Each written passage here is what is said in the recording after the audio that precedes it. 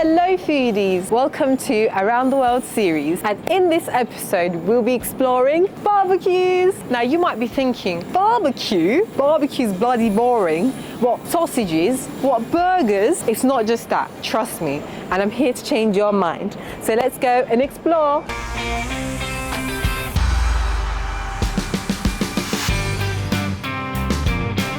We're at the first place, and when you think about barbecue, what comes to your mind first? Yes, Texas barbecue, like American barbecue, right? So that's where we are. We're here in Layton, right next to Burnt Smokehouse. This is where we're gonna get all the goodies.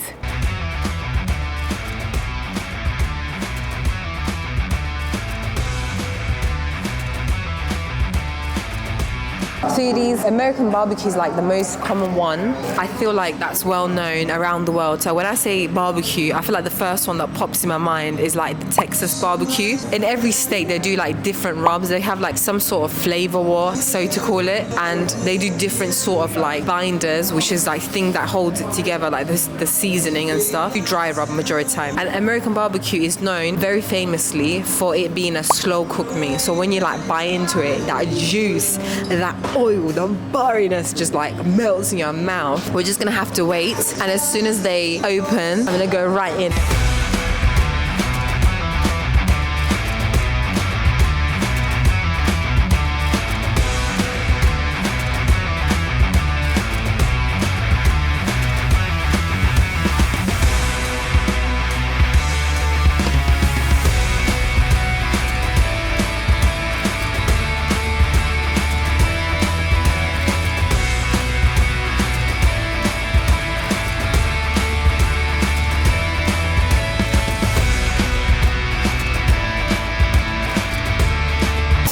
I'm so excited. Oh my God. You need to see what's in front of me because you'll get excited as well. I got my brisket. I got my beef sausage. That looks really good. Potato salad. Rib sweet corn. And here is the house coleslaw, and that looks really good as well. Very different in color, probably lots of mustard.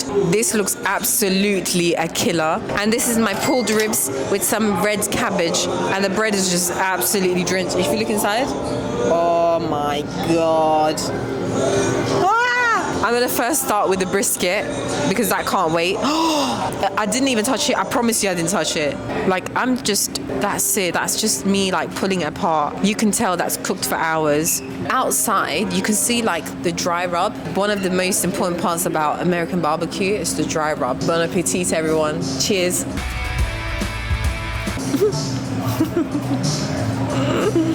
One bite of that, you're bound to go mad with flavor. The ratio between the fattiness and the meaty tenderness is so good. It's like a tight little rope. You're walking on it and you're enjoying it, okay? I don't know how to explain it. I think I'm going mad, by the way. Let's chase it with a little slow. That is delicious, so creamy. So I couldn't unfortunately get some of the sides that I wanted, like the traditional American way, which is like the cornbread and stuff, unfortunately, but I did find some potato salad.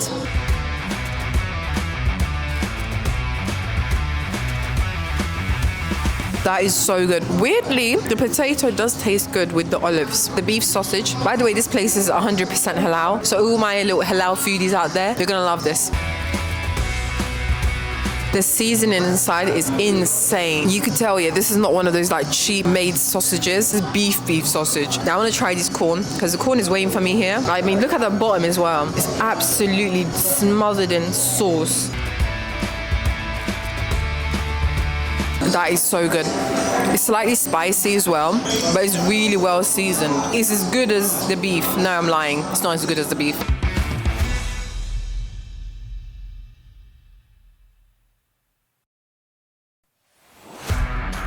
Let's have a taste of the ribwich. Oh my God, look at that. The juice has like seeped into on the bottom. Can you see that oiliness? Like, look at my fingers, first of all. Oh, oily fingers, you know what that means? It means it's gonna taste great. That was so good. Do you know what? I prefer that more than the brisket. I feel like the rib is so sweet, it's so juicy and so buttery and oily. And then you get the crunch of like the red cabbage and just creates that amazing flavor. I think it's time to dunk the sandwich into the sauce. So this is the house barbecue sauce and in it goes. Oh my God, I just lost a couple by the way. It's okay, the survivors are with us. That was so good.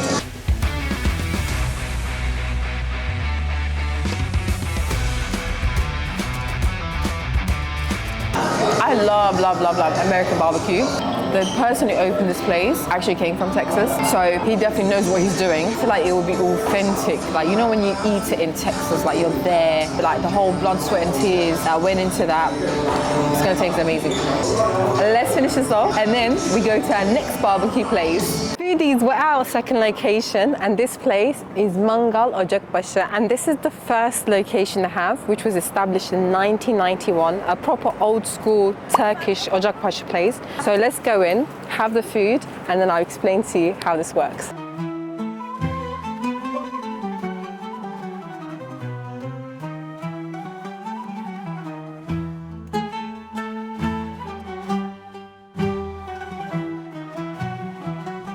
Foodies, we just sat down. Mangal is the traditional way that Turkish people make their grilled meat. So barbecue is generally called mangal. The meat is cooked on top of the charcoal and it's very, very close to the charcoal flame on the bottom. It emanates into the meat.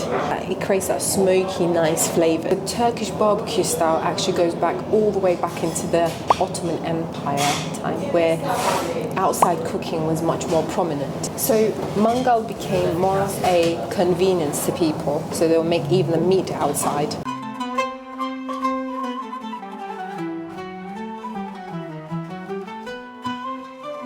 So traditionally, families get together and then you enjoy all the meze and barbecue. I don't know, your uncles or your dads cook it for you. Turkish barbecue usually comes with meze. Meze is the side dishes, and traditionally the side dishes are things like aubergine salads, the hummus, onion, which is roasted on the mangal as well, the cacık, which is the yogurt and cucumber, and also some salad. If you go to a traditional ocakbaşı, they will bring you the side dishes along with a bread where you can start tasting the side dishes out, and then your kebab will come. They always bring you some bread. It's still hot and very fluffy. They always put some sort of olive oil on top as well. Very, very good. Next.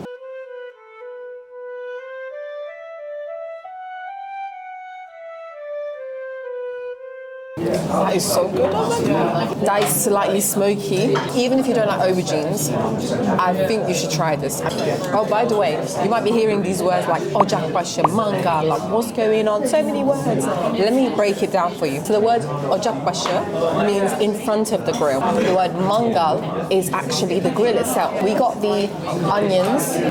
That is smoky. Can you see like the char on there? That looks so good. And they definitely have some shalgam, which is some pickled juice on top of it, which I'm also going to drink later on. That is so smoky. If we're talking about yogurt in Turkey, we're not talking about the sweet yogurt. We're talking about more of a sour yogurty flavor. So if you're not a fan of that, maybe don't get that. Let's get to the barbecue, everyone. The time I've been waiting for. So I'm gonna try the liver first. It's got a little bit of cumin on top.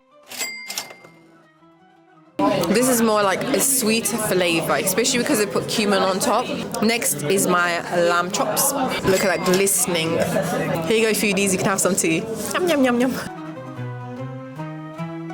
That's perfectly cooked. I'm just chewing it because I want to. It's so tender. Love, love, love. Adana, as you can see, it's got some green stuff in it. That's probably parsley and red peppers inside of it. That's amazing. That is a little bit spicy. It's a tiny bit more seasoned than the others, like the liver and the shish, but it's so, so good. I mean, Adana is my favorite because it's much more seasoned. Now this one you eat with your hands, okay? No one get your forks and knives.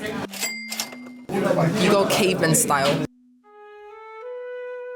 Pirzola is one of the bits I love the most. It's almost like eating a steak, but on a stick. Now, traditionally what they do, put everything into a bread, and that's called a sokum. And I'm gonna show you how you do it. I've got my lavash.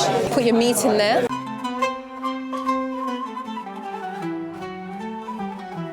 Bon appetit, or in Turkish we say afiyet olsun.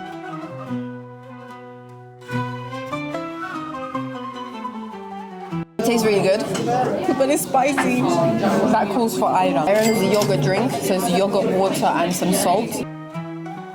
Now, if you don't like yogurt drink, there's also something called shalgam. So shalgam is a turnip drink, and it's like pickled turnip. Camera's gonna help me finish this off, and then we go to our next place.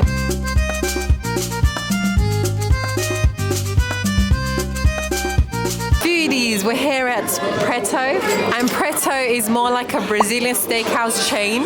I'm sorry for all the Brazilian foodies out there who are like, this is not traditional, you could have gone to a better place. If you have a better place, please let me know. Put it in the comment section below. Preto does traditional Brazilian meat. Usually they're on big skewers, which is going to come later on.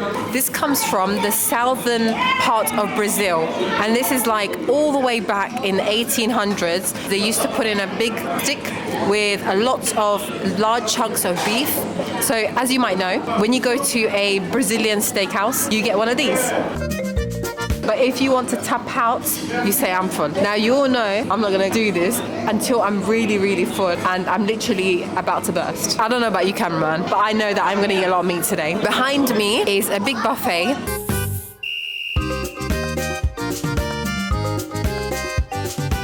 All my halal food is out there. If you want halal food, you can get one of these. So we're just gonna have to get some potato salad. Oh, on it goes. Fried polenta. What is fried polenta? It's a polenta what they cut off a baby's umbilical cord. What? Yeah. I'm also gonna get some fried cassava. I feel like I need to get some rice. This is fajayo haricot, some powder queijo, which is cheese bread. I'll put it to the side. I also got a traditional drink that is called guarana. Taste it. It's not alcoholic, by the way. It has like a very subtle sweetness. Oh, I really like that. And look at that char. It looks really good. Everyone, I learned that in Brazilian and Portuguese you say bon appetit. So bon appetit. That's very good. It's not got any like complex seasoning. It's literally just salt and meat, like pure salt, meat and fire. I also got the ribeye. That has a more fatty texture. I'm gonna also chase it with some of the sides. Let's have a bite of cassava. That's a carby fried goodness. Some beans.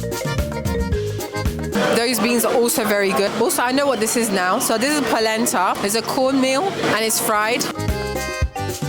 The outside is very moist, but the inside is a little bit more mushy. I like that a lot.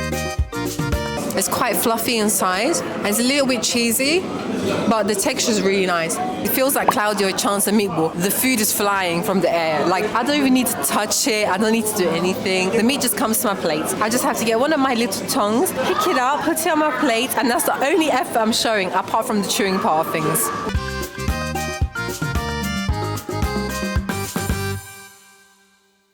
Meat, meat, meat, meat, meat, meat, meat.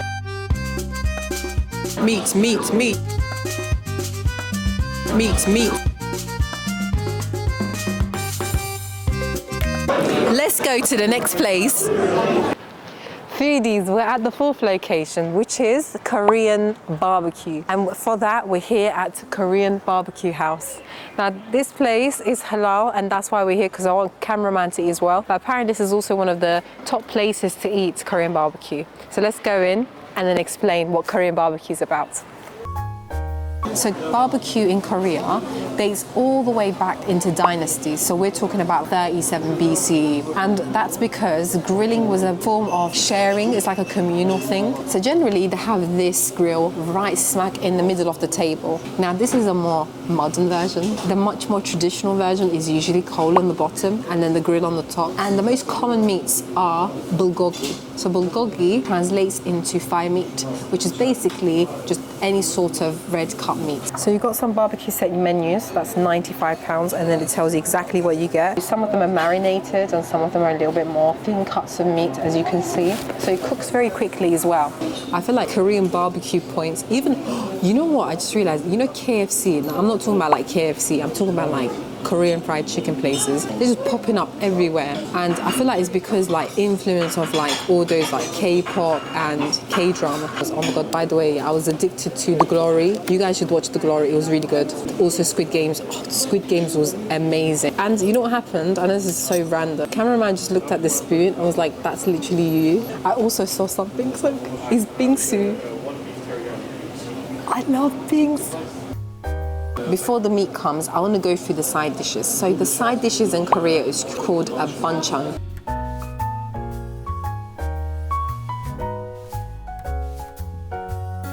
And then my meat's here as well. I know you guys have been waiting for this. Look at her.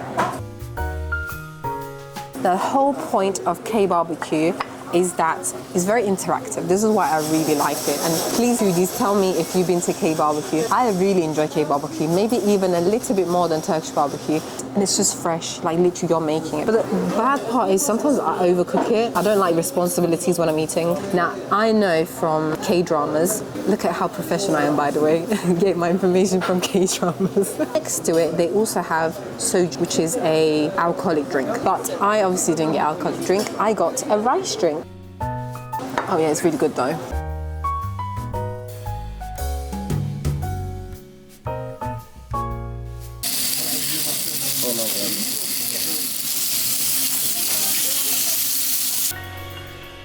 That is absolutely thin.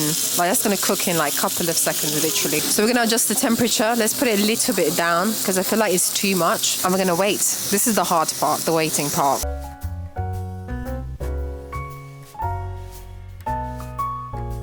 So good. The grill mark is crazy, and look at the way it's sizzling. You know what, foodies? I wish you were here with me. I would share this with you. Don't worry, I'll eat for you guys as well.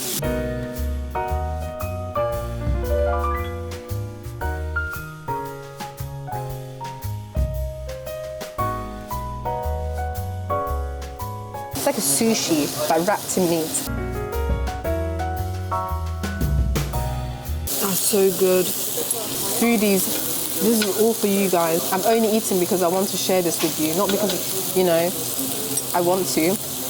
Traditional way is to actually put it into some lettuce. In Korea, they call it sam.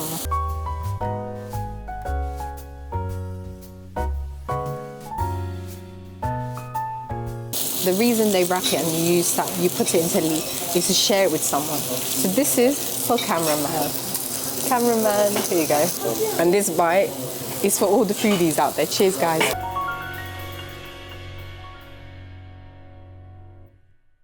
That was really good. Wow. I think I prefer that more than eating with rice. So with the seaweed, I'm gonna try as well. So I'm gonna put it into my rice. Can you hear the Korean song? I hope this doesn't get copyrighted. I have to change my mind. I'm really good at cooking. I'm amazing. Actually, scrap that. I'm the best. You would fall in love. That's like a little bit sesame flavor, but it's very chewy. So like bounces. Oh my god. Maybe put it down. It's attacking me. All right, let's devour this. Let's eat it all up. And then you can get some bingsu.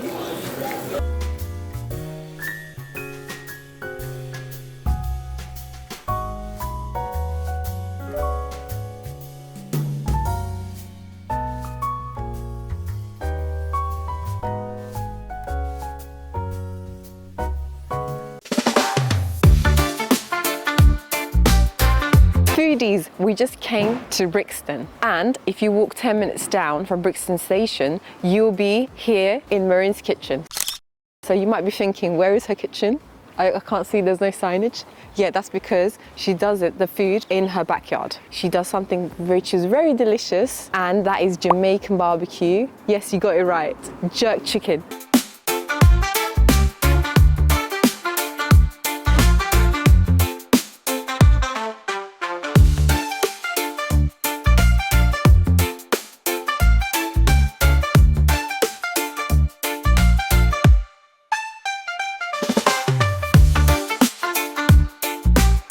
Foodies, we came to the park to sit down and have our food, which is in front of us.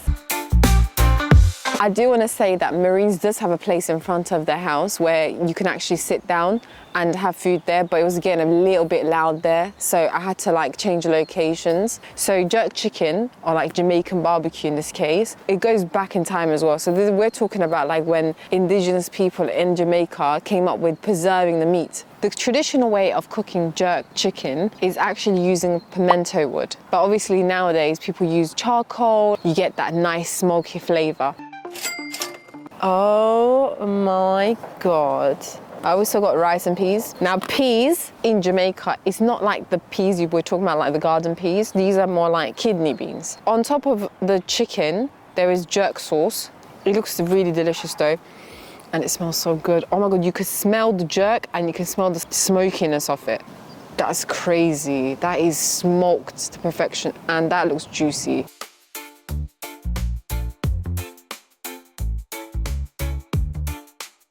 It's so good. Even in like Turkish barbecue, I don't like it when it's too charcoaly because it tastes a bit burnt. Marines have found the perfect balance between the smokiness and like the charcoal just emanating into the chicken. Oh, so good. That is sweet. The rice is perfectly cooked. It's like to the point where it's just like one by one, you can taste the grains. The way they serve it usually is with some coleslaw and also the mac and cheese. You know, coming to the park and eating makes you feel like I'm more like a fatty because so many people are running and you're just here like shoving your face with food. So you get some coleslaw and you put it on your rice.